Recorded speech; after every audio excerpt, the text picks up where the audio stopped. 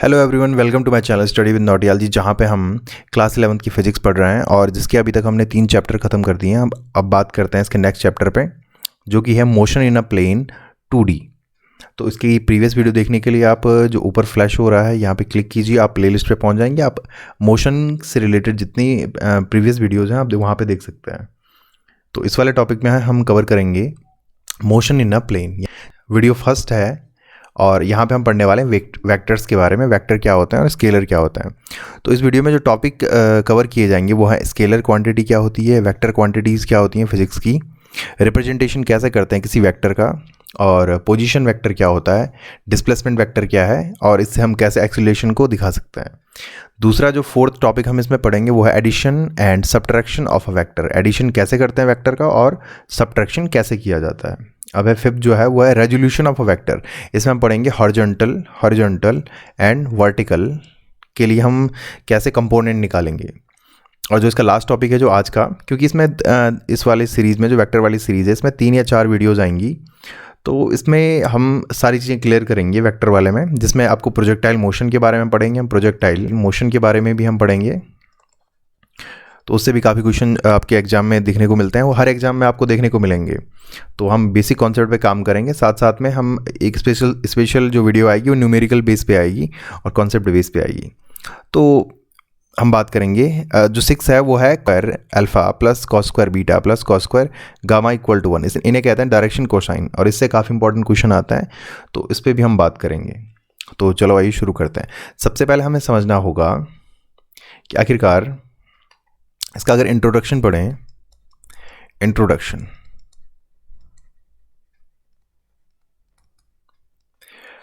अब इंट्रोडक्शन जो हमारा टॉपिक है वो है motion in a 2 dimension. 2 dimension में मोशन कैसे होता है इसको हम पढ़ेंगे इस वाले पार्ट में। देखिए, मोशन हमने पढ़ा अभी तक, मोशन के बारे में पढ़ा जब कोई एक ऑब्जेक्ट, सपोज ए ऑब्जेक्ट है और यहाँ से मूव होता है दूसरी जगह पे, बी पोजीशन पे जाता है, तो इसकी पोजीशन चेंज होती है। और जब पोजीशन चेंज होती है विद रिस्पेक्ट टू टाइम के, क्योंकि टाइम के रिस्पेक्ट में पोजीशन चेंज होती है, तो वो डिस्प्लेसमेंट दिखाता है। डिस्प्लेसमेंट हमने पढ़ा था, वो दिखाता है डिस्प्लेसमेंट। और डिस्प्लेसमेंट विद रिस्पेक्ट चेंज होता है अगर विद रिस्पेक्ट टू टाइम, तो वो दिखाता है एक्सेलरेशन। ये हमने पढ़ चुके हैं। त्वरण जिसको कहते हैं वो दिखाता है, त्वरण दिखाता है। अब इसमें सबसे इंपॉर्टेंट बात जो समझने वाली है वो है कि आखिरकार हमें 2 डायमेंशन में इसकी ज़रूरत क्यों पड़ी। क्योंकि अभी तक जो हम पढ़ रहे थे, अभी तक जैसा कि आप जानते हैं, अब मेरी फर्स्ट वीडियो में मैंने बताया था, जो ऊपर फ्लैश हो रही है इसमें आप देख सकते हैं कि 1 डायमेंशन, 2 डायमेंशन और 3 डायमेंशन आखिरकार है क्या। तो हमने इस पर क्लियर बात की है। तो जैसा कि हमने जाना था कि 1 डायमेंशन आखिरकार होती क्या चीज़ है। देखिए, 1 डायमेंशन मतलब है लीनियर, जिसको कहा जाता है लीनियर। जब आप एक जगह से सीधी एक लाइन में आगे बढ़ रहे हो और बी पॉइंट पे जा रहे हो, ए पॉइंट से बी पॉइंट पे जा रहे हो। अब यहाँ पे आप फ्रीडम कितनी डायरेक्शन में मूव करने की है, यहाँ पे आप 2 डायरेक्शन में मूव कर सकते हैं, या तो आप आगे मूव कर सकते हैं या आप पीछे मूव कर सकते हैं।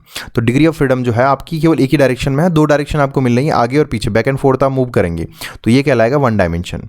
अब क्योंकि इससे प्रीवियस में जो हम पढ़ रहे थे, ऐसा एग्जाम्पल पढ़ रहे थे जहाँ पे कोई भी ऑब्जेक्ट हमारा वो एक जगह से दूसरी जगह सीधी लाइन में जा रहा था, या तो सीधी लाइन होगी या वो सर्कुलर लाइन होगी, सीधी लाइन में या सर्कुलर लाइन में जा रहा था। तो ये हम पढ़ रहे थे इसमें। लेकिन जो नेक्स्ट टॉपिक आता है 2 डायमेंशन वाला, इस वाले में हम पढ़ेंगे एक ऑब्जेक्ट जो सीधा जा सकता है, साथ साथ में वो ऊपर की तरफ भी जा सकता है। मतलब 2 डायरेक्शन में हम देखेंगे कि एक अगर ये ऑरिजिन माना जाए और ये एक्स एक्सिस है और ये वाई एक्सिस है, तो हमारा जो ऑब्जेक्ट है वो 2 डायमेंशन में, इन 2 डायमेंशन में, तो ये 1 डायमेंशन में आगे पीछे, 2 डायमेंशन में ये कहाँ जाएगा, 2 डायमेंशन में ये आगे भी जाएगा और ये ऊपर भी जा सकता है, साथ साथ में पीछे भी आ सकता है और नीचे भी जा सकता है। तो ये इसकी फ्रीडम हो जाएगी। तो अगर इस आगे वाले डायरेक्शन को x मान लें और पीछे वाले डायरेक्शन को x डैश मान लें, ऊपर वाले डायरेक्शन को y मान लें, नीचे वाले डायरेक्शन को y डैश मान लें, तो इसे आप देख सकते हैं कि ये अलग अलग जगह मूव कर रहा है। ये आगे पीछे 2 डायरेक्शन में मूव कर रहा है, ये आगे भी जा रहा है, साथ साथ में ऊपर की ओर भी जा रहा है। सपोज इमेजिन कीजिए क्रिकेट ग्राउंड में सपोज एक बॉल फेंकी जाती है, कुछ इस प्रकार बॉल फेंकी जाती है, तो आप देख सकते हैं कि जो बॉल, क्रिकेट की जो बॉल होगी उसकी पोजीशन अलग अलग जगह पे अलग अलग होगी, लेकिन वो जो बॉल है वो आगे भी मूव कर रही है और ऊपर की तरफ भी मूव कर रही है। तो उसका जो मोशन होगा वो मोशन कहलाता है, 2 डायमेंशन मोशन कहलाता है, और इसी को कहते हैं motion in a plane. Motion in a plane, इसी को मोशन इन अ प्लेन कहा जाता है। जब कोई भी ऑब्जेक्ट 2 डायरेक्शन में मूव कर रहा हो तो उसे मोशन इन अ प्लेन कहा जाता है। तो इसके लिए हम कैलकुलेशन इस वाले पार्ट में करने वाला है। तो अब बात करते हैं हमारा जो सबसे इंपॉर्टेंट, जो इसकी जो की है, सबसे इंपॉर्टेंट जो इसके लिए की है, की of motion in plane, motion ना। अब की, इसके लिए इंपॉर्टेंट जो की फीचर्स हैं वो क्या है, तो इसके लिए हमें 2 चीज़ें समझनी पड़ेंगी। पहला हमें समझना पड़ेगा वेक्टर, वेक्टर क्वांटिटी, और दूसरा हमें समझना पड़ेगा स्केलर क्वांटिटी। आखिरकार ये होती क्या है, वेक्टर क्वांटिटीज़ क्या होती हैं और स्केलर क्वांटिटीज़ क्या होती हैं, इसके बारे में हमने प्रीवियस में भी डिस्कस किया था थोड़ा सा, जब हमने डिस्टेंस और डिस्प्लेसमेंट पढ़ा था। लेकिन आइए इनको ध्यान से समझते हैं। सबसे पहले मैं इनकी इंपॉर्टेंट जो बात है, तो वेक्टर क्वांटिटीज़ वो क्वांटिटी होती है जिनमें डायरेक्शन होता है और साथ साथ में मैग्नीट्यूड भी होता है। दूसरा इनमें है, ये फॉलो करती हैं वेक्टर लॉ को, वेक्टर एडिशन लॉ को फॉलो करती हैं। तो ये चीज़ इंपॉर्टेंट है, पहला डायरेक्शन है, दूसरा इनमें मैग्नीट्यूड होना चाहिए, तीसरा जो है इनमें वेक्टर एडिशन लॉ को फॉलो करना चाहिए। अब स्केलर क्वांटिटीज़ कौन सी होती हैं, इनमें डायरेक्शन नहीं होती है, डायरेक्शन नहीं होती है। दूसरा इनमें मैग्नीट्यूड होता है। तीसरा जो इनमें है, इनमें ये वेक्टर एडिशन लॉ को फॉलो नहीं करती हैं, वेक्टर एडिशन लॉ। इनको हम ध्यान समझेंगे आखिरकार वेक्टर एडिशन लॉ क्या होता है और वो कहाँ पे रेलेवेंट है। वेक्टर एडिशन लॉ को फॉलो नहीं करती हैं। अब देखिए समझने के लिए, देखिए डायरेक्शन का मतलब क्या, जैसे हमने प्रीवियस वाले पार्ट में हमने बात की थी, तो इसको ध्यान से समझेंगे। देखिए एक होता है स्पीड और एक है, अगर स्पीड से ना देखें, अगर एक होता है डिस्टेंस और दूसरा जो होता है वो होता है डिस्प्लेसमेंट। अब इसे कैसे समझते हैं, देखिए आप, वैसे तो आप अगर प्रीवियस वीडियो देखें तो आपके कॉन्सेप्ट वहाँ से क्लियर हो जाएंगे, क्योंकि वहाँ पे ना हमने इक्वेशन ऑफ मोशन भी की है, उनकी डेरिवेशन भी की है, कैसे उनको सॉल्व करना वो भी हमने प्रीवियस वीडियो में किया है। तो डिस्टेंस आखिरकार होता क्या, देखिए अगर एक आदमी कोई ए प्लेस से चला और इस डायरेक्शन में गया, पहले मैं आपको बता दूं यहाँ पे ये डायरेक्शन है, ऊपर वाली जो होती है नॉर्थ होती है, उत्तर, नीचे वाली होती है नीचे वाली साउथ होती है, और ये जो राइट वाली है ये होती है ईस्ट और ये होती है वेस्ट। अब कोई आदमी ए स्थान से चलना स्टार्ट करता है और ईस्ट की ओर 10 किलोमीटर चलता है, 10 किलोमीटर चलता है और वो बी पे पहुंचता है। इसके बाद वो साउथ की ओर घूम जाता है और वो 5 किलोमीटर मूव करता है। देखिए तो आपको बताना है कि इसमें डिस्टेंस कितनी उसने की ट्रैवल और डिस्प्लेसमेंट कितना हुआ, डिस्प्लेसमेंट कितना हुआ। अगर आपने प्रीवियस वीडियो देखी हो तो आप बता देंगे आराम से। तो जो डिस्टेंस उसने कवर की है, तो डिस्टेंस कवर की है टोटल, आप ए से बी और बी से सी तक कितना गया, तो ये हो जाएगा A B plus B C, तो ये टोटल हो जाएगा 10 किलोमीटर प्लस 5 किलोमीटर, टोटल हो जाएगा 15 किलोमीटर। अब बात करें जब डिस्प्लेसमेंट की बात करेंगे, तो डिस्प्लेसमेंट क्या होता है, shortest path between initial point IP and final point. अब देखिए इनिशियल पॉइंट कौन सा हो गया, ये वाला जो है ये इनिशियल पॉइंट है, यहाँ से स्टार्ट हुआ था, और ये वाला जो है ये हो गया फाइनल पॉइंट, ये फाइनल पॉइंट है। अब इन दोनों के बीच की डिस्टेंस है शॉर्टेस्ट पाथ कौन सा होगा, वो कर्व लेके नहीं होगा, वो शॉर्टेस्ट पाथ होगा यहाँ से, जब हम इस डिस्टेंस को मिला देंगे तो ये बन जाएगा शॉर्टेस्ट पाथ। तो हमें क्या करना है, इसके यहाँ से लेकर और यहाँ तक की बीच की दूरी निकालनी है। अब ये दूरी कैसे निकालेंगे, तो आप देख सकते हैं इसी डायग्राम को अगर मैं कुछ इस प्रकार ड्रॉ करूँ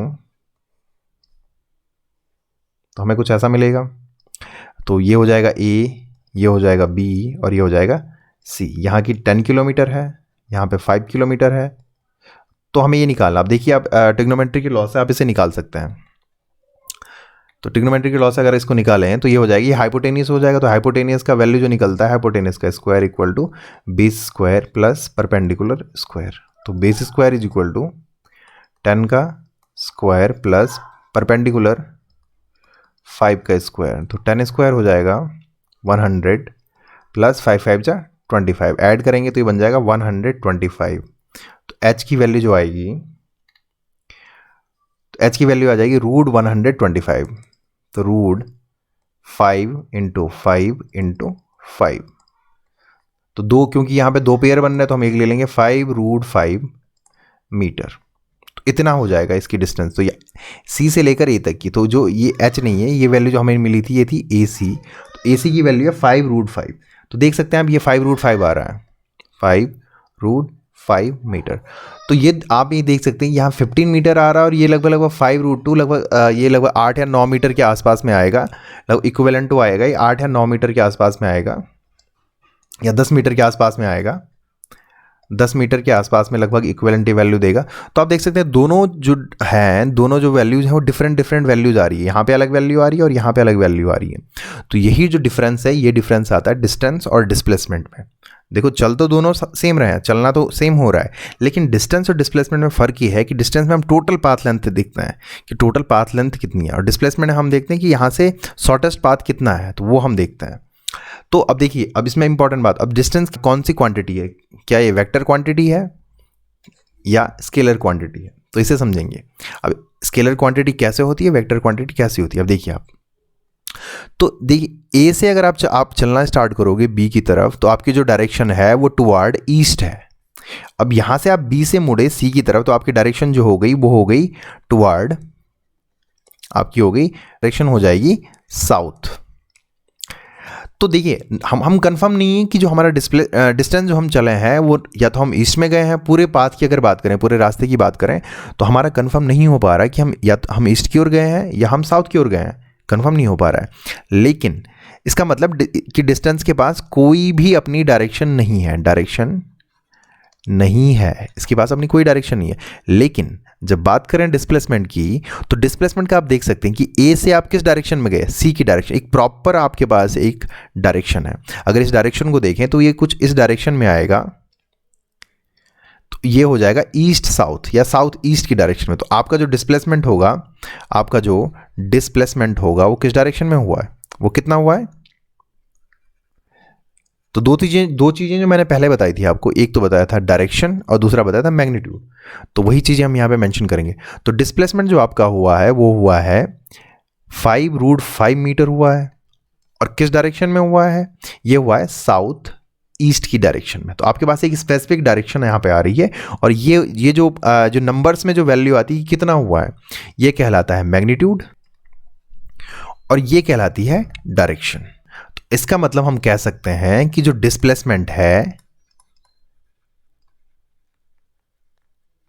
वो कैसी क्वांटिटी है, वो एक वेक्टर क्वांटिटी है, वेक्टर क्वांटिटी है। लेकिन जो डिस्टेंस है, डिस्टेंस जो है ये वेक्टर क्वांटिटी नहीं है, तो ये कैसी क्वांटिटी हो जाएगी, तो डिस्टेंस क्या हो जाएगा, यहां पे डिस्टेंस हो जाएगी स्केलर क्वांटिटी। अगर हिंदी में कहें तो इस वेक्टर क्वांटिटी को कहा जाता है सदिश राशि, सदिश राशि क्वांटिटी, और स्केलर को कहा जाता है अदिश। स्केलर को जो कहा जाता है वो कहा जाता है अदिश राशि। तो ये डिफरेंस है। अदिश का मतलब जिसमें डायरेक्शन ना हो, अदिश कोई दिशा ना हो जिसमें, और सदिश मतलब जिसमें डायरेक्शन हो। मैग्नीट्यूड दोनों में होता है। देखिए मैग्नीट्यूड आप देख सकते हैं यहाँ पे कॉमन चीज़ है, यानी मैग्नीट्यूड यहाँ पे भी आ रहा है और मैग्नीट्यूड यहाँ पे भी आ रहा है। मैग्नीट्यूड मतलब कितना गया है, जो न्यूमेरिकल वैल्यू होगी विद यूनिट, वो मैग्नीट्यूड कहलाता है। अब डायरेक्शन मेन है, जिसमें डायरेक्शन नहीं है वो स्केलर, जिसमें डायरेक्शन है वो वेक्टर। तीसरा जो इसमें आता है वो आता है वेक्टर एडिशन लॉ। तो वेक्टर एडिशन लॉ, तो ये वेक्टर एडिशन लॉ के तहत हमने किया है, उसको हम आगे पढ़ेंगे वेक्टर एडिशन लॉ कैसे काम करता है। कुछ ऐसी क्वांटिटीज होती है जिनमें डायरेक्शन भी होता है और जिनमें मैग्नीट्यूड भी होता है, लेकिन वो स्केलर होती हैं। तो वो कौन सी होती है। इनके अलावा एक तीसरी जो इसमें पाई जाती, तीसरी जो क्वांटिटी होती है, अगर इसमें पढ़ेंगे हम, एक थर्ड क्वांटिटी होती है जिसका मेंशन क्लास 11th में तो नहीं, लेकिन बड़ी क्लासों में उसका मेंशन किया गया है, वो होती है टेंसर क्वांटिटी। Tensor quantity. तो कुछ क्वांटिटी ऐसे होती है जो न तो वेक्टर होती हैं और न ही स्केलर होती हैं, तो इनको कहा जाता है टेंसर क्वांटिटी। तो इतना आपके लिए काफ़ी है, क्योंकि ये जो टेंसर है बड़ी क्लासों में पढ़ा जाता है, या बड़ी क्लासों में पढ़ेंगे टेंसर। ओके, अब बात करते हैं हमने नेक्स्ट टॉपिक। तो आई होप आप समझे होंगे कि वेक्टर क्वांटिटी कौन सी होती है और स्केलर क्वांटिटी कौन सी होती है।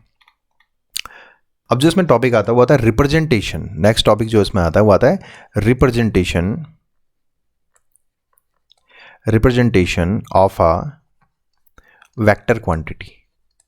देखिए स्केलर को हम इतना ज़्यादा नहीं पढ़ेंगे, वेक्टर ही सबसे ज़्यादा इंपॉर्टेंट है, क्योंकि वेक्टर का सबसे ज़्यादा इस्तेमाल होता है, वेक्टर क्वांटिटी। तो रिप्रेजेंटेशन कैसे करते हैं, सिंपल बात है, रिप्रेजेंटेशन कैसे करते हैं तो इसको आप समझना होगा कि सपोज हमारे पास कोई ए वेक्टर है, तो हमें कैसे दिखाना होगा, हमें इसके ऊपर एक कैप ये लगाना पड़ता है, एरो लगाना पड़ता है, ये शो करता है एक वेक्टर को। अब वेक्टर में क्या होता है, सिंपली एक वेक्टर जो होगा उसमें दो चीज़ें होंगी, एक तो होगा n और एक होगा उसमें यूनिट वेक्टर। ये जो होगा, ये कैप जहां पे कैप लगेगी ये कहलाएगा unit vector. Unit vector, unit vector का मतलब हुआ कि एक अकेला वेक्टर है जिसका मैग्नीट्यूड 1 है और जिस पे डायरेक्शन है, वन मैग्नीट्यूड है और एक प्रॉपर डायरेक्शन उसके ऊपर है, तो ये कहलाता है यूनिट वेक्टर, जिसका मैग्नीट्यूड 1 होता है वो और डायरेक्शन होती है, वो कहलाता है यूनिट वेक्टर। अब मैंने इस वेक्टर को, ए वेक्टर को क्यों ऐसे दिखाया है, एन ए कैप के रूप में क्यों दिखाया है, ये इसलिए दिखाया है, एन मतलब होता है मैग्नीट्यूड, कितनी वैल्यू है। देखिए एन, अगर आपके पास कोई केला, ये सपोज ये दिखा रहा है आपके पास एक एप्पल है, ये दिखा रहा है एक एप्पल दिखा रहा है सपोज, तो एन दिखा रहा है कि नंबर ऑफ एप्पल हो सकता है, नंबर ऑफ एप्पल हो सकता है, आपके पास एप्पल हो सकता है, उसका मल्टीप्लाई जब एक एप्पल से करोगे तो आपको प्राइस मिल जाएगा आसानी से, ठीक है। तो ये आप ये ऐसे दिखाता है। सिमिलरली अगर इसको समझना है आसानी से तो ये समझिए कि जो n का वैल्यू है, मैग्नीट्यूड जो है, इसकी बहुत सारी वैल्यू हो सकती है, ये है मैग्नीट्यूड, इसकी कुछ भी वैल्यू हो सकती है, लेकिन जो यूनिट वेक्टर है उसके साथ जो मल्टीप्लाई दिखा रहा होगा वो हमेशा 1 ही रहेगा। और यूनिट वेक्टर हमेशा किस चीज़ के लिए होगा, ये हमेशा डायरेक्शन के लिए इस्तेमाल किया जाता है, क्योंकि 1 का मल्टीप्लाई अगर आप किसी से करोगे, लेकिन ये खुद अपने साथ क्या लेकर आ रहा है, ये अपने साथ डायरेक्शन लेकर आ रहा है, तो ए वेक्टर होता है।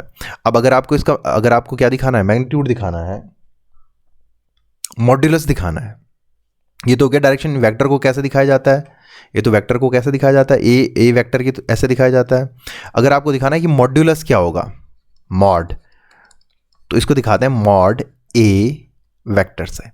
अब ये क्या दिखाता है, ये शो करता है इसका मैग्नीट्यूड, न्यूमेरिक पार्ट, ये इसका न्यूमेरिक पार्ट शो करता है। लेकिन इसके साथ जैसे ही हम मॉड लगा देंगे तो हमारे पास क्या, हम क्या करेंगे, डायरेक्शन हटा देंगे, हम क्या करेंगे, डायरेक्शन हटा देंगे, डायरेक्शन हटा देंगे। तो आई होप आप समझेंगे। यूनिट वेक्टर सबसे इंपॉर्टेंट जो पार्ट आता है वो आता है यूनिट वेक्टर, ये बहुत इंपॉर्टेंट है।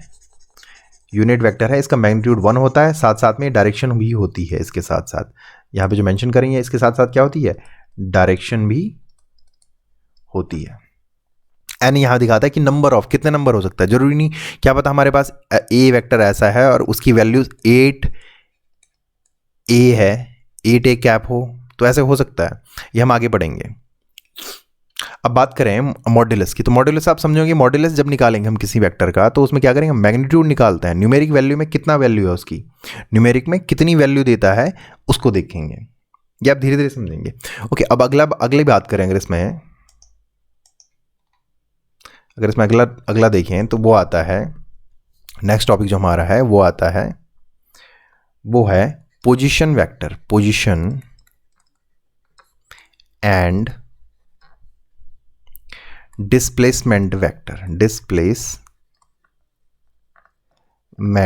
वेक्टर। देखिए हमने पोजीशन पढ़ी है, हमने पोजीशन पढ़ी है, हमने डिस्प्लेसमेंट पढ़ा है, हमने एक्सीलरेशन सब पढ़ा है, वेलोसिटी वेक्टर सब पढ़ा है, वेलोसिटी पढ़े, लेकिन अब उनका जो रिप्रेजेंटेशन है वो वेक्टर के माध्यम से हमें दिखाना है कि आखिरकार इनके माध्यम से कैसे दिखाते हैं। इसको कहते हैं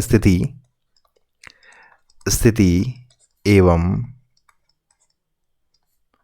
विस्थापन वेक्टर।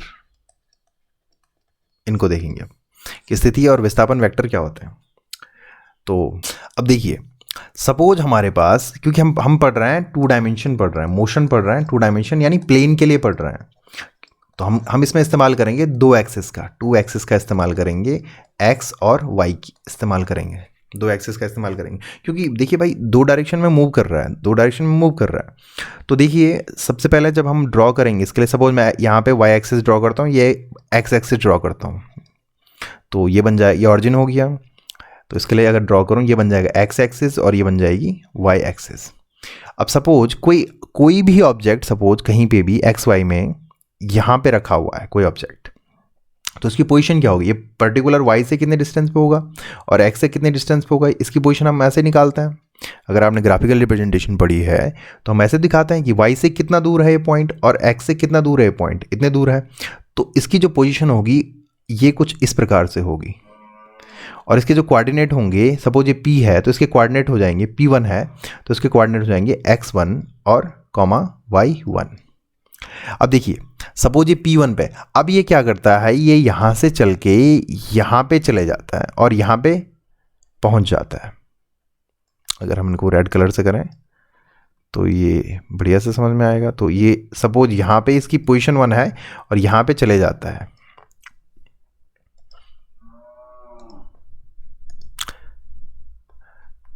ओके। अब देखिए ये P1 से P2 पर चले जाता है, ये कोई P2 यहाँ पे है, थोड़ा सा जूम कर इसको कर लेंगे प्रॉपर आपकी समझ में आ जाए। देखिए अब ये P1 से P2 तक चले जाता है, तो यहाँ पे जो वैल्यू आएगी P2 पर, सपोज इसकी देखिए यहाँ x1 y1 है, तो इसकी भी डिस्टेंस अगर हम देखें कुछ इस प्रकार से ये यहाँ y से दूर, कितना दूर है y से, इसको ऐसे में देखेंगे, और x से कितना दूर है इसको कुछ ऐसे में देखेंगे। अब देखिए P2 पर इसकी वैल्यू जो है ये हो जाएगी x2, y2, ये इसके कोऑर्डिनेट दिखाएगा। अब ओरिजिन से ये कितना दूर है, जैसे हमने इसके लिए ड्रॉ किया था वैसे हम इसके लिए ड्रॉ करेंगे, तो ये कुछ इस प्रकार से इसके लिए ड्रॉ हो जाएगा यहाँ पे। तो इसकी पोजीशन ही, अब देखिए P1 दिखा रहा है इसकी पोजीशन, पहले इसकी पोजीशन कहाँ थी, और ये P1 अगर सपोज T1 टाइम पे है, ये T1 टाइम पे है यहाँ पे, और यहाँ पे जो टाइम है ये T2 टाइम है। सपोज यहाँ घड़ी पे 10 बज रहे हैं और ये 10:20 यहाँ पे हो रहे हैं, 10:10 यहाँ पे बज रहे हैं, तो यहाँ से यहाँ ट्रैवल करने में 20 मिनट लगा इसे पूरा। वो हम सारी चीज़ें समझेंगे, एक्सीलरेशन इसी से निकलता है, सारे कॉन्सेप्ट जो हैं वो वेक्टर से ही निकलते हैं। अगर आपने वेक्टर नहीं आता है तो भौतिकी में आपको बहुत दिक्कत हो सकती है, तो ये बहुत जरूरी है समझने। अब देखिए P1 वेक्टर यहाँ पे, P2 वेक्टर यहाँ पे, तो ये दिखाता है इसका पोजीशन P1 और ये दिखाता है P2 पोजीशन। तो ये दोनों हो गए, यहाँ पे हो गए P1 x1 y1, ये हो गया इनिशियल पॉइंट, इसको कहेंगे हम फर्स्ट पोजीशन,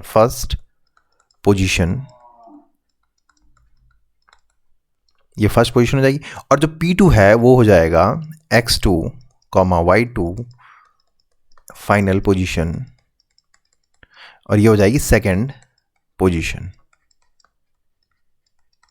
ये हो जाएगी इसकी सेकंड पोजीशन। अब देखिए, अब बात ये तो हो गई पोजीशन, तो ये दोनों क्या दिखा रहे हैं, ये दिखा रहे हैं पोजीशन वेक्टर, ये दोनों दिखा रहे हैं पोजीशन वेक्टर। अगर मैं इसको यहाँ पे नाम दे दूँ OP, तो पहला पोजीशन वेक्टर कौन सा है, पहले वाले पोजीशन का वेक्टर जो हो जाएगा वो हो जाएगा OP वेक्टर, क्योंकि डायरेक्शन भी है। ये देखिए आप यहाँ से आप यहाँ पे गए, ये डायरेक्शन दिखा रहा है, यहाँ पे ये डायरेक्शन दिखा रहा है, और यहाँ से आपका डिस्प्लेसमेंट जो हुआ यहाँ से यहाँ तक हुआ है। तो पहला होगा OP वेक्टर जो यहाँ से होगा, दूसरा होगा P2 पे जो वैल्यू होगी वो हो जाएगा OP1 यहाँ हो जाएगा और OP2 यहाँ हो जाएगा, OP2 वेक्टर आ जाएगा। अब देखिए जब ये यहाँ से, ये तो इनकी पोजीशन दिखा रहा है, ये OP1 वेक्टर दिखा रहा है, OP1 वेक्टर ये वाला है जो यहाँ से ऊपर की ओर जा रहा है, दूसरा है P1 P2 ये डिस्प्लेसमेंट हुआ है, और OP2 ये है, OP2 वेक्टर जो है ये वाला है, OP2 वेक्टर यहाँ से ऐसे जा रहा है, OP1 वेक्टर जो है ये वाला है। तीसरा इसमें क्या हो रहा है, जो हमारा नेक्स्ट टॉपिक है वो है displacement vector, displacement displacement vector. Displacement, अब देखिए भाई डिस्प्लेसमेंट वेक्टर होता क्या है। तो देखिए डिस्प्लेसमेंट कहाँ से हुआ, पहली पोजीशन आपकी ये वाली थी, P1 पे थे आप खड़े होकर, P2 पे आप सेकंड उसके बाद गए, तो पोजीशन वेक्टर क्या हुआ, यहाँ से यहाँ तक किया डिस्प्लेसमेंट वेक्टर, यानी P1 से P2 तक डिस्प्लेसमेंट हुआ है। तो डिस्प्लेसमेंट कितना हुआ है आपका, P1 P2 डिस्प्लेसमेंट हुआ है, तो ये बन जाएगा डिस्प्लेसमेंट वेक्टर। P1 P2 बन जाएगा डिस्प्लेसमेंट वेक्टर, यहाँ से लेकर यहाँ तक की डिस्टेंस आपने की। अब जब इसके लिए वैल्यू निकालते हैं तो देखिए एक आता है ट्राइंगल लॉ आता है, एक ट्राइंगल लॉ आता है इसके लिए। तो देखिए एडिशन लॉ आता है, सॉरी ट्राइंगल एडिशन लॉ इसे कहते हैं हम, ट्राइंगल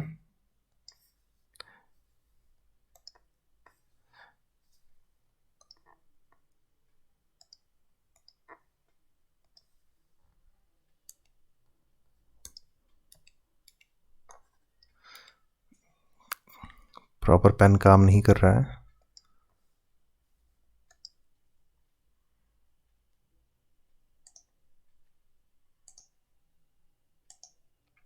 तो ट्राइंगल एडिशन लॉ यहां पे हम काम करते हैं, ट्राइंगल एडिशन लॉ, ये वेक्टर के लिए इस्तेमाल होता है ये वाला लॉ। अब देखिए तो पहले आप O से P तक गए तो कैसे ऐड होगा, O से लेकर P तक वेक्टर, प्लस होता क्या है एडिशन में, जो टेल होती है एक वेक्टर की, जो टेल होती है वो ऐड होती है दूसरे की हेड के साथ। अब देखिए यहां से आगे गया तो इसका इस OP1 का जो हेड है वो ये है, और P1 P2 वेक्टर जो है, P1 P2 जो वेक्टर है इसकी टेल यहाँ पे है, तो इसकी टेल इसके हेड से ऐड होगी, इसकी टेल इसके हेड से ऐड होगी। तो सिमिलरली क्या होगा, देखिए सिंपल बात है, वेक्टर ऐड कैसे करते हैं, एक टेल से करेंगे और हेड की तरफ ऐड करेंगे, ये हम बढ़िया से पढ़ेंगे जब एडिशन होगा। लेकिन आप समझिए टेल हेड से ऐड होगी, तो OP देखिए O से लेकर P1 तक हम गए, OP1 पहला वेक्टर था, O से लेकर P1 तक, फिर P1 से लेकर P2 तक गए, तो ये क्या हो जाएगा P1 P2 वेक्टर।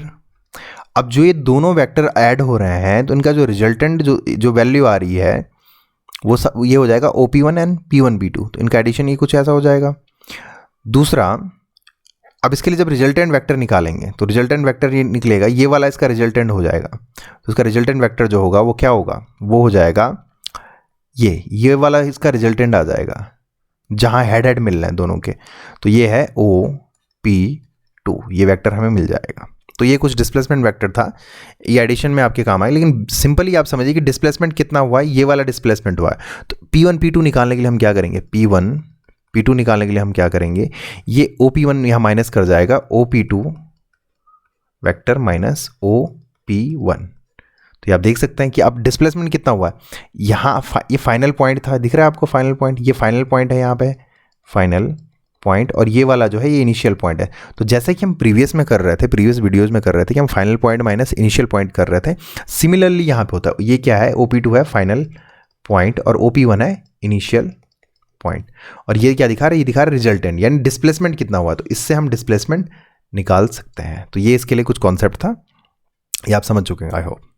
तो बात करें नेक्स्ट टॉपिक की।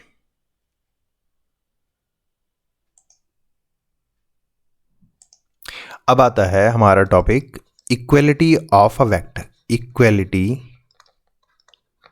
Of a vector. तो इसमें हम डिफरेंट टाइप की इनकी जो प्रॉपर्टीज हैं इसमें हम पढ़ेंगे प्रॉपर्टीज, ये है प्रॉपर्टीज क्या है वेक्टर की। अब देखिए सपोज एक वेक्टर जो है वो इस डायरेक्शन में जा रहा है, ये है A वेक्टर, तो ये अगर हम इसके रिस्पेक्ट में माने, अगर ये कोई इस डायरेक्शन में कोई वेक्टर जा रहा है, वेक्टर मतलब कोई वेक्टर क्वांटिटी है, वेक्टर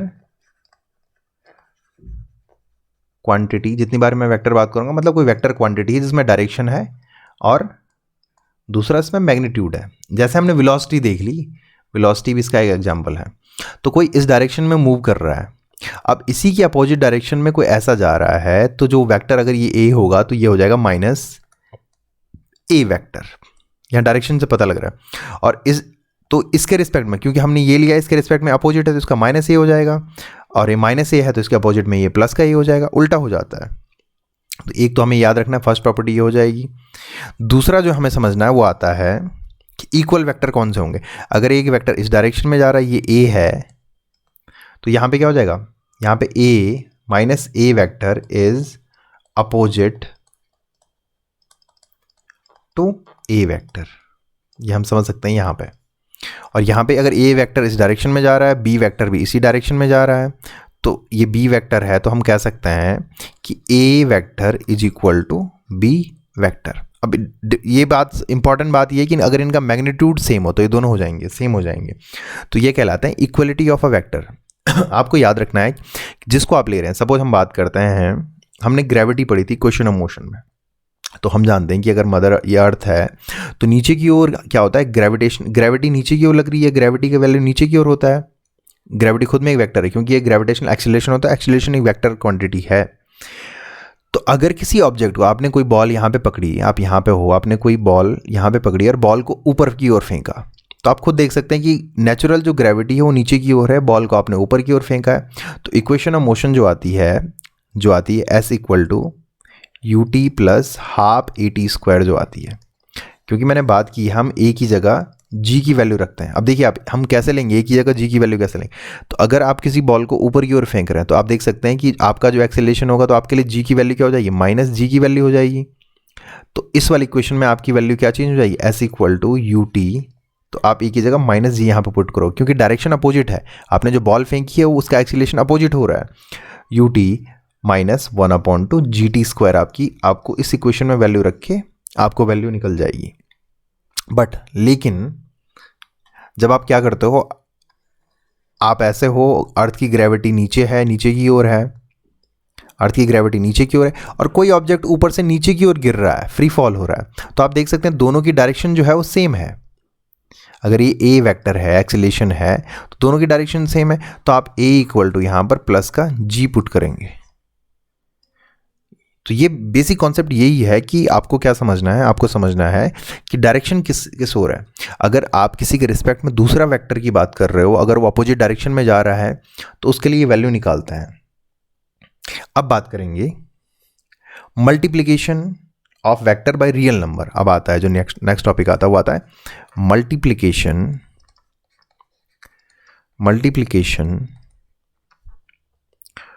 ऑफ वेक्टर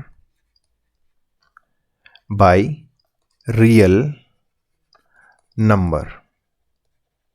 अब रियल नंबर से जब मल्टीप्लिकेशन करते हैं हम किसी वेक्टर का, तो सपोज हमारे पास एक वेक्टर था ए, एक वेक्टर है हमारे पास ए, तो अगर हम बात करें हमें 2a को दिखाना है, 2 टाइम्स ऑफ द ए, इसका 2 टाइम्स ऑफ, तो ये मैग्नीट्यूड यहाँ से लेकर यहाँ तक इसका मैग्नीट्यूड है, यहाँ से लेकर यहाँ तक इसका मैग्नीट्यूड है, तो इतना ही मैग्नीट्यूड हमें आगे बढ़ाना होगा और वेक्टर को हम कुछ इस प्रकार से दिखा देंगे, तो ये बन जाएगा 2 टाइम्स ऑफ द ए। ये तो बहुत ईजी है, सिमिलर बात।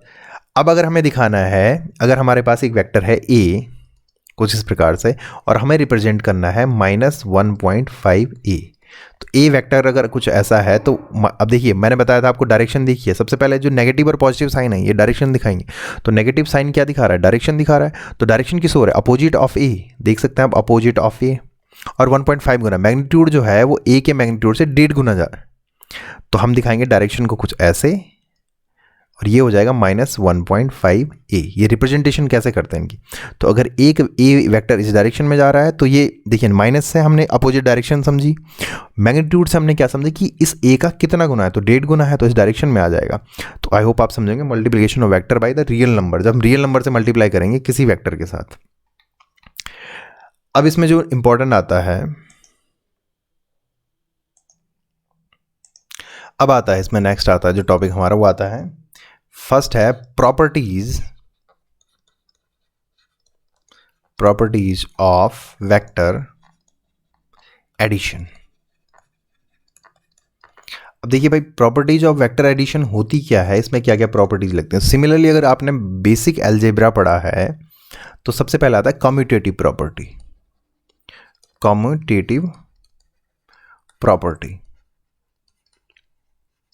अब देखिए simple, what is the commutative property, similar होती है अगर आपके पास दो वेक्टर हैं, आपके पास दो वेक्टर दिए गए हैं, एक ए वेक्टर है और एक बी वेक्टर है। देखिए अब ए वेक्टर मतलब ये एक्सीलरेशन हो सकता है, डिस्प्लेसमेंट हो सकता है, और ये वेलोसिटी हो सकती है, फोर्स हो सकता है, ये कुछ भी हो सकता है।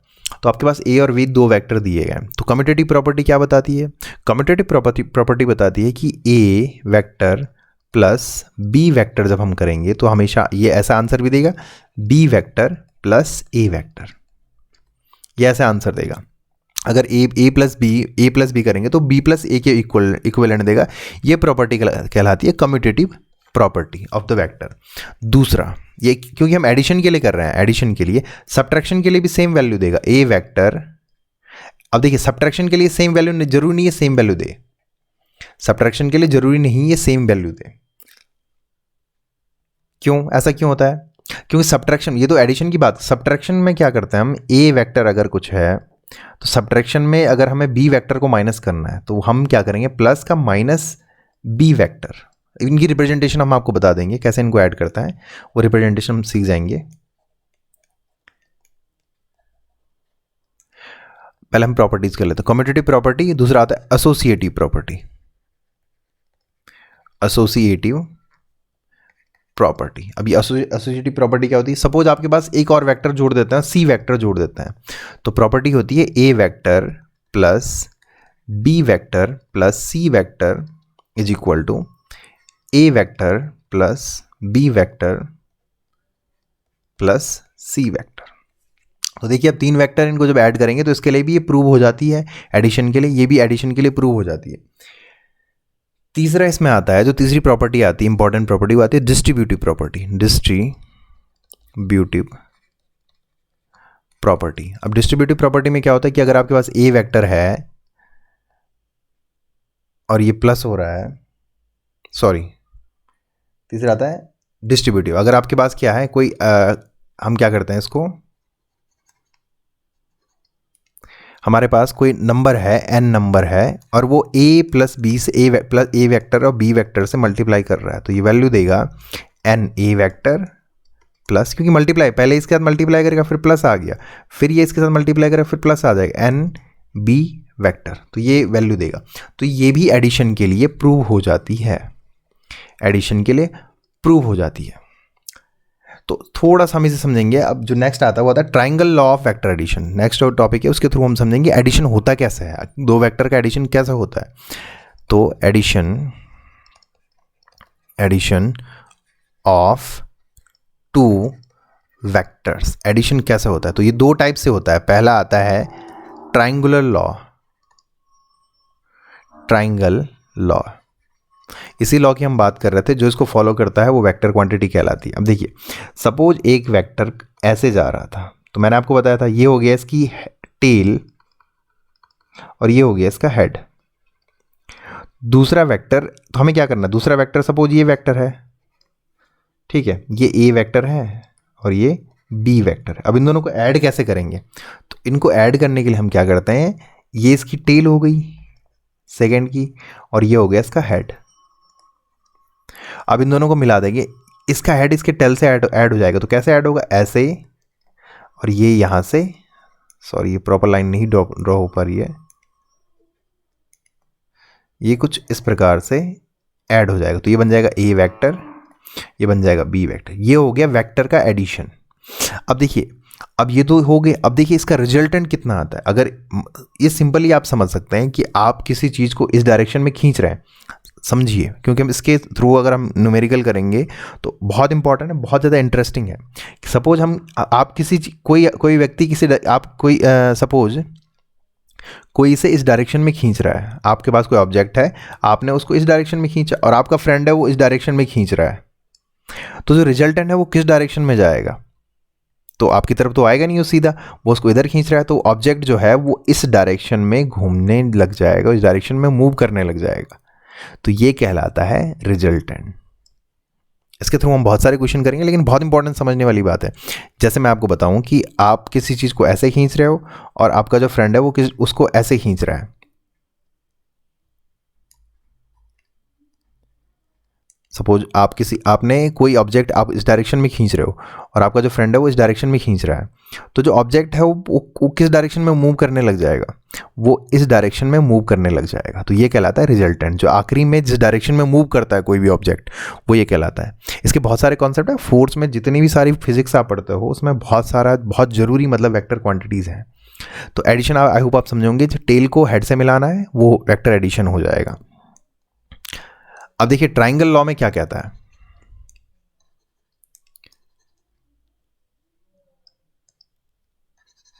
तो ट्राइंगल लॉ में,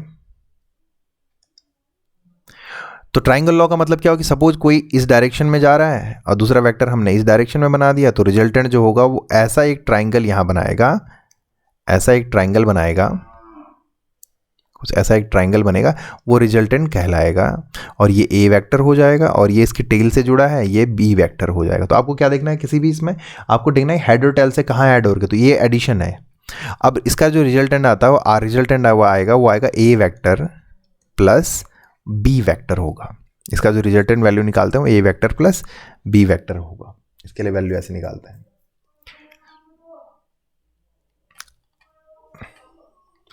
नेक्स्ट एडिशन जो हम करते हैं वो पढ़ते हैं हम पैरेललोग्राम से,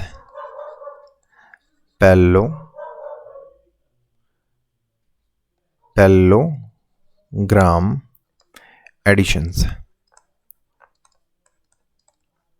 तो पैरेललोग्राम एडिशन वेक्टर कैसे करते हैं, देखिए पैरेललोग्राम एडिशन के लिए हम क्या करेंगे, देखिए एक पैरेललोग्राम बनाएंगे। सपोज एक कोई वेक्टर ए है, ए इस डायरेक्शन में मूव कर रहा था,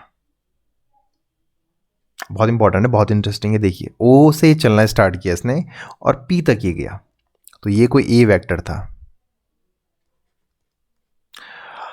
अब ये जो है दूसरा जो वेक्टर है वो कुछ इस डायरेक्शन में मूव कर रहा था। अब दोनों का ओरिजिन सेम है, ये बी वेक्टर है। अब देखिए सर इनको कैसे जोड़ते हैं, तो ओ दोनों का ओरिजिन एक है, दोनों ने एक ही डायरेक्शन से, एक इधर भाग रहा है और एक इधर भाग रहा है, एक इधर खींच रहा है, एक इधर खींच रहा है। आप समझिए कोई ऑब्जेक्ट है, एक आप इधर खींच रहे हो, इधर खींच रहे हैं, तो इसके लिए रिजल्टेंट किस डायरेक्शन में होगा कैसे निकालेंगे, तो इसके लिए हम इस्तेमाल करते हैं पैरेललोग्राम। तो देखिए बी डायरेक्शन ये है, तो पैरेललोग्राम में क्या होता है, आमने सामने की जो साइड्स होती हैं वो क्या होती हैं, सेम एंगल पे होती हैं। तो ये भी यहां से कुछ इस डायरेक्शन में हम एक ड्रॉ कर लेंगे, तो ये अगर बी है तो ये भी बी हो जाएगा, ऑब्वियस सी बात है। तो ये हल्का सा जो हमने यहाँ ड्रॉ किया ये सेम मैग्नीट्यूड देगा, अगर 20 डायरेक्शन में, तो रिजल्टेंट जो होगा वो क्या होगा, जैसा हमने पढ़ा था, हम क्या मिला देंगे, इसको फाइनल पॉइंट से मिला देंगे यहाँ पे। तो ये जो होगा ये वाला, ये क्या हो जाएगा, ये हो जाएगा रिजल्टेंट। और इनके बीच में सबसे इंपॉर्टेंट बात ये जो एंगल बन रहा है, थीटा एंगल यहाँ बन रहा है, सॉरी इसको अगर हम ले लें,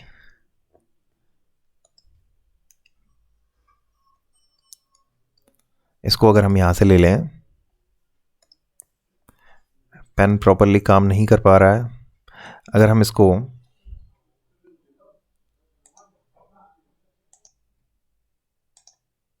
अब आप देखिए यहाँ पे, तो ये हमने बी वेक्टर इस डायरेक्शन में किया, ए वेक्टर इस डायरेक्शन में, तो ये बीटा एंगल सपोज ये बनाता है, और इनके बीच जो एंगल बनता है वो सपोज थीटा एंगल बन रहा है, ए और बी के बीच जो एंगल बन रहा है वो थीटा एंगल बन रहा है, और ओ और रिजल्टेंट जो वेक्टर बना यहाँ पे जो बना रहा है एंगल वो बन रहा है बीटा सपोज।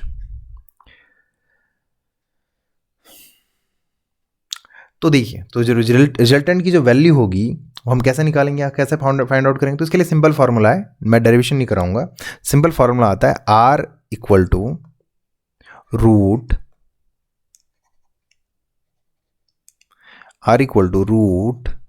ए square plus B square plus 2ab cos theta.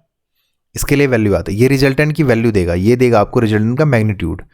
अगर आपको रिजल्टेंट का मैग्नीट्यूड निकालना है तो ये देगा root A square plus B square plus 2ab cos theta, कितने डिग्री का एंगल बन रहा है, तो इसके बेस पे आप निकाल सकते, where theta is equal to angle. अब देखिए अगर आपको निकालना है कि ये जो स्लोप है, ये जो ये रिजल्टेंट है, ये कितने डिग्री पे बना है, तो उसके लिए क्या फॉर्मूला होगा, 10 बीटा इज इक्वल टू वो होता है बी साइन थीटा अपॉन ए प्लस बी कॉस थीटा। अब देखिए दो हमने फॉर्मूले यहां पे निकाले, तो ये पहला दिखाएगा रिजल्टेंट, अगर आपको निकालना है कि रिजल्टेंट कितना निकल रहा है, तो रिजल्टेंट के लिए आपको ये फॉर्मूला इस्तेमाल करना है। और अगर आपसे पूछ लिया कि जो रिजल्टेंट और ए के रिजल्टेंट कितना डिग्री का कोण बना रहा है, कितने डिग्री का एंगल बना रहा है, तो उसके लिए बी साइन थीटा अपॉन ए प्लस बी कॉस थीटा इस्तेमाल कर सकते हैं। जब हम इनके बेस न्यूमेरिकल करेंगे तो वहां पे सारी चीज़ें आपको समझ में आ जाएगी। ओके, अब एक स्पेशल केसेस अगर इसका देखें, तो सपोज हमारे पास दो वेक्टर हैं, अब देखते हैं हम सब्ट्रैक्शन। अब देखिए सब्ट्रैक्शन क्या होता है, सेकंड आता है सब, हमने एडिशन पढ़ा, हम अब पढ़ते हैं हम सब्ट्रैक्शन ऑफ अ वेक्टर। अब सब्ट्रैक्शन ऑफ अ वेक्टर क्या होता है, सब्ट्रैक्शन ऑफ वेक्टर देखिए इस वाली वीडियो में यही लास्ट टॉपिक करेंगे, क्योंकि इसके बाद रेजोल्यूशन ऑफ वेक्टर और डायरेक्शन कोसाइन जितने सारे हम नेक्स्ट वीडियोस में करते रहेंगे, तो आप बने रहिए। आखिरी टॉपिक है सब्ट्रैक्शन ऑफ वेक्टर कैसे करता है। अब देखिए सपोज ए वेक्टर इस डायरेक्शन में जा रहा था, तो बी वेक्टर ये दूसरा वेक्टर जो होगा वो बी इस डायरेक्शन में होगा, लेकिन नेगेटिव क्या होगा, इसकी जो वैल्यू होगी वो नेगेटिव बी होगी, इस डायरेक्शन में, अपोजिट डायरेक्शन में है ए के। तो अब इन दोनों को ऐड कैसे किया जाए, तो आप देखिए यहाँ पे सपोज ए वेक्टर अगर इस डायरेक्शन में था, ओरिजिन इनका ओ है, और बी वेक्टर सपोज इस डायरेक्शन में था, और हमें ऐड करना, हमें क्या करना है, ए माइनस बी दिखाना है, हमें दिखाना है A vector minus B vector, resultant दिखाना है इसका रिजल्टेंट दिखाना। तो अगर बी ये इधर है तो इसके अपोजिट में अगर जाएगा तो ये क्या हो जाएगा, ये हो जाएगा माइनस बी ऑरिजिन से इधर है, और नीचे की ओर जाएंगे तो ये नेगेटिव बी हो जाएगा। तो जो इसका रिजल्टेंट बनेगा वो कैसा बनेगा, तो सिमिलरली हम यहाँ से क्या ले लेंगे, ऐसे इसी डायरेक्शन में पैरेललोग्राम लॉ लगा लेंगे। तो पैरेललोग्राम लॉ लगाएंगे, माइनस बी है तो ये भी माइनस बी हो जाएगा। अब हम क्या करेंगे, इसी के लिए हम सेम यहाँ से क्या करेंगे, यहाँ से ऑरिजिन से ऐसे कुछ मिला देंगे ये। तो ये जो रिजल्टेंट है, ये अगर ए वेक्टर है तो ये जो रिजल्टेंट है ये क्या दिखाएगा, ये दिखाएगा रिजल्टेंट, ये दिखा रहा है ए का और ये माइनस बी का। तो ये क्या है, A vector plus minus B का रिजल्टेंट है, R equal to A plus minus B. क्योंकि ऊपर की ओर देखिए, ऊपर की ओर अगर हम इसको बढ़ाएं तो ये पैरेललोग्राम हो जाएगा बी, और ये जो मिलाएंगे अगर हम ये वाला, जैसे कि हमने प्रीवियस में मिलाया, तो ये दिखा रहा है A vector plus B vector, ये प्लस दिखा रहा है। लेकिन नीचे की ओर आप देख सकते हैं, यहाँ पे नीचे की ओर अगर आप देखें, ये बीटा कोण अगर एंगल ले लें तो नीचे की अगर आप देखें तो ये बन जाएगा आर वेक्टर। ये क्या दिखा रहा है, माइनस बी और ए का ऐड, ए इस डायरेक्शन में या इसके आगे जुड़ा माइनस बी, इसकी टेल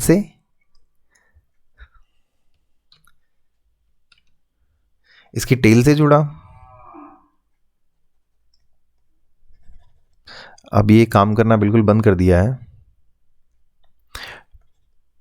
तो आप देख सकते हैं यहाँ पे ये माइनस बी यहाँ से जुड़ा, तो आप देख सकते हैं यहाँ पे, तो माइनस बी यहाँ पे जुड़ा, तो ये बन जाएगा ए और ए माइनस बी। तो इसी को अगर लिखें हम तो लिखेंगे हम ए वेक्टर माइनस बी वेक्टर। तो ऐसे शो करता है ए माइनस बी वेक्टर को, उसके अपोजिट में पैरेललोग्राम। ये जो मेथड है ये है पैरेललोग्राम एडिशन।